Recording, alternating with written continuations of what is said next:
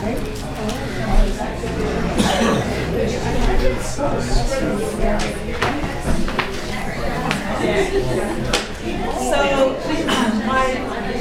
title of my talk is Eating the Garden Dirt in the Towered Heart of Day. The shared life of the body in John Terpstra's writing. Did you say it again? Yeah. The title of the talk is Eating the Garden Dirt in the Towered Heart of Day. The shared life of the body in John Terpstra's writing.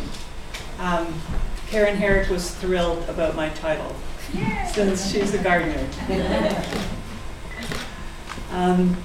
So John Terpstra is an award-winning Canadian poet and writer who just spent 3 days here in March.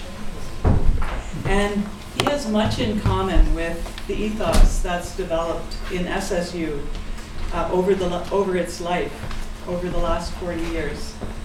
In particular, one of the things that we hold in common with John is a vision that stresses that life is breaking and sharing bread.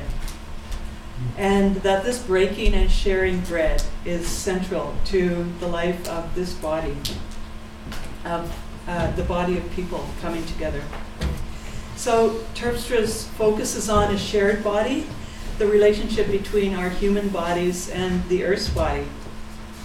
The title refers to eating the garden dirt, and now that we can see the garden dirt, it might be tempting to actually try some on our tongues. I don't know.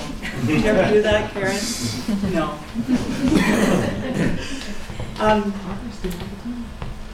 Eating the garden dirt in the towered heart of day are two phrases from John Terpstra's poem, A Prayer to Be in Paradise with the Children. And that's on the back of the handout. I won't read the whole thing, I'll just be referring to part of it. So Terpstra associates paradise not only with the garden that God planted for Adam and Eve and for humanity, but also it's a term for the afterlife. That Terpstra suggests isn't some disembodied realm of the spirit. His claim is that it's a very physical existence, paradise. Rather, as he says in his poem, in paradise, children take the stairs in two. They jump on the bed. Here in paradise, the halls are for running. Here, angels guide and lead us into the secret lair of God's delights. The preparations, boxes, reels, the paper, crayons, the fountains of water, Ferris wheels. Here in paradise, there is the earth, which has always been good. In Terpstra's description of the children here, he includes the ones who, left alone, begin to eat the garden dirt, because they too, O Lord, desire to taste of your creation, which is good. For those of you familiar with just sitting and standing up kids, you know that everything they discover goes straight into their mouths. And this is how they know something. They literally take it in. They get the taste, they get the texture, and they get the smell of it. In Terpstra's perspective, the creation is good. The garden is good. The matter that God made, fashioned and shaped, it's all deeply characterized by goodness. In the world as Terpstra envisions it, a garden is fundamental. Humans, made as they are, in turn, make, fashion, shape with the materials they're given by the Creator. So Terpstra takes not only the Garden of Eden that Adam and Eve woke up to, he also takes part of the later story of the biblical narrative when Christ has risen from the dead. And Mary makes the good mistake of seeing Jesus as the gardener. The world that Terpstra envisions, as he envisions it in his writing, is founded on the biblical narrative's theme of the earth as a garden and humans as gardeners. So there's a series of poems called This Orchard Sound, and in that garden of the orchard, apple, pear, peach, plum, cherry, they give witness, they give testimony. Here the trees speak, fruit speaks. And I'm quoting him, as you wander through their rows, as you stand facing each, do you hear how it speaks? Do you see the apple lean to the plum and whisper, sweet? Do you hear? No, of course not. Trees don't talk. You say that I am fruity. So John Terpstra's upbringing is in the Christian Reformed tradition that grows out of Calvinist roots. And this tradition claims that the sacred is, and that's a quote on your handout, the sacred is profoundly implicated in this world to begin with, so that there is no need of heightened or extreme moments for the divine to be apparent. I share this upbringing, and we were spoon-fed along with our very heavy rye bread. The whole idea that that humans are given two books that reveal who God is, and the one book is creation, the other book is the biblical narrative. Not only is the natural world sacramental in the sense of manifesting the glory and presence of God, but so too are people as a special part of that world. And this includes potentially the human-made cultures that have grown up in and on this earth. So it's been really heartening, and there's been a solid growth of consciousness that humans are a part of the intricate and fragile relationships that make up life on earth. So what I've said so far may be old news, and yet it's a solid foundation to build on, because there's so much more to do. How do we take this sense of the life of the planet and lessen the gaps in our care of it? How can humans increase their faithfulness in this relationship? It seems that one way forward is to try and shift the way we view bodily life. There are so many ways that betray our relationship, not only to our own bodies, but to the body of the earth. There are, for example, the binary oppositions that we make of body and spirit, or urban and rural, where all that's natural just can't be found in the city, and city life is just presumed to be unnatural. So those are just two examples of the oppositions that we make. But the main example I'll focus on is the pervasive notion that dirt is dirty, and that the human body is too. This mentality persists. Last week there was a great exhibit of that the human sexuality class set up in this room, and each student had a different kind of display and a different focus. And Nancy Cochran's excellent exhibit highlighted how, for instance, feminine products, when they are advertised, they're framed in this binary opposition of clean and dirty. They're called feminine hygiene products, as if the very good menstrual cycle needs to be cleaned up, as if it's a dirty cycle. So that's just an example of the binary between what's clean and what's dirty. Excessive cleanliness has almost become a fetish, manifested in the huge increase in water use per capita for showering compared to the water used even 2 generations ago. So another example of a really heightened sense of getting rid of dirt. And how do we get through what Travis Craker calls the expectations of heroic post-humanism, where everyone gets to design their own bodies out of time and in complete control of an absolutely virtual future? Such a story imagines beauty and wholeness as complete self-determination and self-sufficiency, unconstrained by the limits of mortal, suffering, bodily life.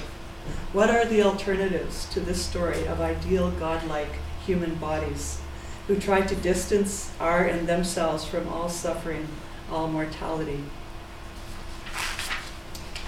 Terpstra takes up the broken human body as he reflects in The Boys, that's his book, on the year that he and his wife moved into her parents' home and helped take care of her parents' sons, her 3 brothers, Neil, Eric, and Paul. And they all had muscular dystrophy.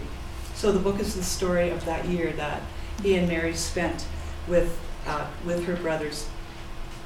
In the beginning pages of the book, we meet Neil, Eric, and Paul in Terpstra's dedication. So Neil. This book is dedicated to 3 brothers, Neil, also known as Lamar, Mercury Morris, and Murky Perky. Paul, a.k.a. Lenny, Willie, Russell, Seal, and Bull. These are all names they gave each other. Eric, a.k.a. Otis, an owl, and Ike, behind the mic, White, a pig. So these are all names that they used for each other.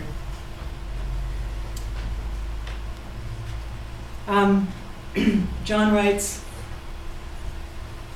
they have multiple nicknames, multiple because they are in fact so abundant with personality that they found it necessary to divide and multiply themselves. So a student, Joy Green, in a course that I taught this past semester called Walking on Water and Other Acts of Faith, we took the boys in that course, and it just looked at how characters were, what they did when they were thrown or pushed into the unknown, what that experience was like, what it was like to step off out of the boat and walk on water. And so The Boys was one of those books. And Joy Green writes this about the book. It's so great to reference students' work. She writes, the 3 brothers have the same illness, but they are very different people. The thing is, it isn't until Terpstra walks into the illness that the beautiful individuality of each of them can be seen and celebrated. If all Terpstra had seen was disease, he would have missed out on knowing Paul and Neil and Eric. The disease, in a way, was a fence that kept people at a distance. But when someone was willing to climb over or destroy or find a way through the fence, they had the privilege of knowing and loving each of the boys, as the reader does by the end of this book. How painful and awkward it was for Terpstra when he knew the disease but not the actual person. It was only through time and relationship that he would begin to see the boys before the disease. In order to walk on water, one must leave the boat or the ideal, in this case, an ideal of some kind of body, an ideal of beauty. In order to walk on water, Terpstra had to leave behind his idea of beauty and walk into illness. Terpstra did not do this for the boys, for Neil, Eric, and Paul. He did this because he loved their sister, his wife, Marianne. John's love for her made him leave his comfort and walk into discomfort. So the subtitle of the book, what Joy is referring to, is the subtitle, Waiting for the Electrician's Daughter. Marianne's father is an electrician, and getting to know the boys and becoming related to them was all part of John Terpstra waiting for Marianne. Not only does Terpstra's relationship with Marianne provide a way into the story of the boys, he also begins the story with the first time he travels to New Jersey, where Mary and her family live, from Hamilton, where he lives, to meet Marianne's parents and her brothers. He gets out of the car. He's nervous. The door opens. He stumbles on the top step into the house, trips, and falls flat. He writes, news of the slapstick entrance traveled into the interior of the house with the speed of a slap shot. This reference to hockey is important because the boys love hockey, and they love the way Johnny came into the house. They loved his entrance. The boys assume that all Canadians play hockey, and that very evening they get him to play their wheelchair version of hockey, and they completely trounce him. So in the months that follow, Terpstra writes that a deepening stillness comes over their bodies. He writes, there is no answer to the question of where the disease came from or why the family was struck so. Ask a different question. Ask after the boys' liveliness, their imperishable life. In telling the truth about the boys, about the earth, about our mortal bodies, Terpstra challenges the entire notion of an enlightenment kind of truth that mistakes truth for what is observable, for what is objective. Usefulness and utility are also given the weight of truth. They are seen as ends in themselves, serving some too easily measured goal or outcome. Truth in the world that Terpstra imagines it has more to do with the old troth, so it's an old English word. Then it comes from any notion of objectivity, of some detached field of inquiry. The old word for truth, troth, has to do with keeping faith in relationship. I pledge you my troth, meaning I will be faithful to you. So the truth about the boys is about John's relationship with the boys and how he sees the boys through that relationship. The body's truth can only be revealed through relationship. When a body is seen as something that those who love share, this makes all the difference. In a world that depends on relationship, faithfulness has everything to do with truth. In words whose tone recalls the way Isaiah prophesies to the truth of who the Messiah will be, Terpstra writes of the loveliness that was upon them, and he means the boys. The loveliness of spirit and of flesh. The wording is so important that he uses upon them. There's a kind of holiness about that phrase. There's the echo of the Messiah's nature in the phrasing. Like Christ, there was nothing desirable in what their disease did to their lives, yet their lives attracted. So Neil is left after his brothers Paul and Eric die. And Terpstra describes going into his room. He says, the presence of his disease stretched out on the bed, hips disjointed, legs akimbo, head and torso tilted upward, a horizontal ballet. He'd been dancing this way for a long time. He lay there in the flesh, his broken glory. Terpstra takes up bodily life in all of its mortality and suffering, and his treatment of it witnesses that there's also glory in what is weak, in what is broken. His vision of bodily life doesn't seek to eliminate suffering in what is, doesn't seek to overcome the mortality of the body. In his treatment of the afflicted body, he seeks the revelation of the almost infinite fragility and beauty of this mortal life. His treatment includes the loving care that is partial, afflicted, mortal. Glory is present in sharing this mortality, the infinite fragility and beauty of this life. And that's it.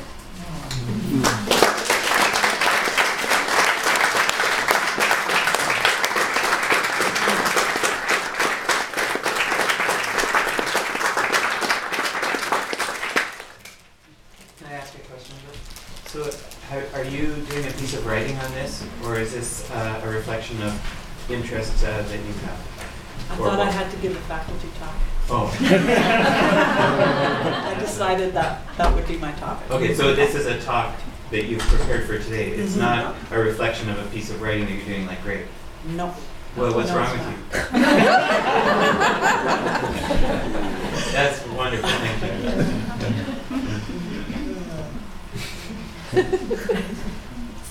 So, just a little reference. The book, SSU Field Notes, is very appropriately printed by the same small but mighty publishing company that prints most of, or publishes most of John Terpstra's work. It's Gaspro Press, and it's in Nova Scotia. It's an amazing printing press and publisher. It sits there beside all the giants, and it's a labor of love for these two people, and who basically run it. And they're their work has gotten so many awards, actually.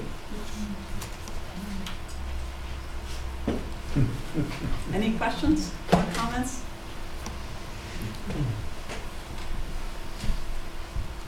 Okay, we'll move right along.